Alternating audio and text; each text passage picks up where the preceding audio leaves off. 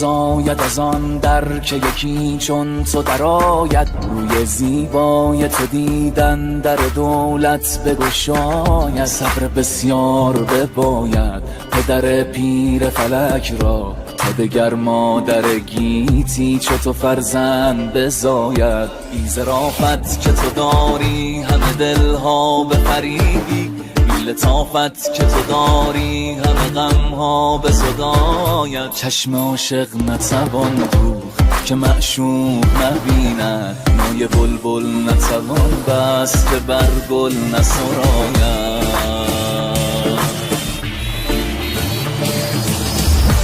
شکر با همه شیرین اگر لب بگشایی، پیش نطق شکرینت چون انگشت بخاید. گر مرا هیچ نباشد نه به دنیا نه به عقبا، چون تو دارم همه دارم دگرم هیچ نباید.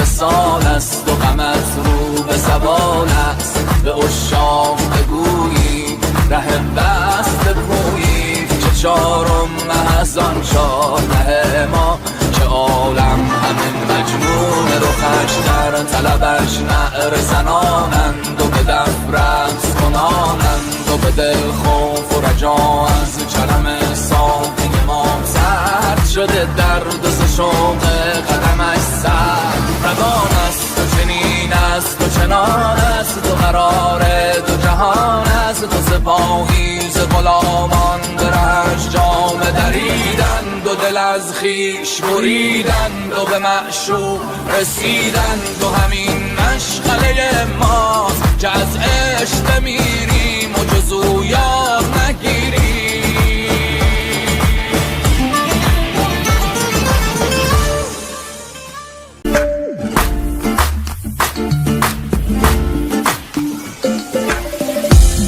بازآید از آن در که یکی چون تو درآید. روی زیبای تو دیدن در دولت بگشاید. صبر بسیار بباید پدر پیر فلک را، تا دگر مادر گیتی چو تو فرزند بزاید. بی ظرافت که تو داری همه دلها بفریبی، لطافت که تو داری همه غمها بزداید. چشم عاشق نتوان دوخت که معشوق نبیند، نای بلبل نتوان بست که بر گل نسراید.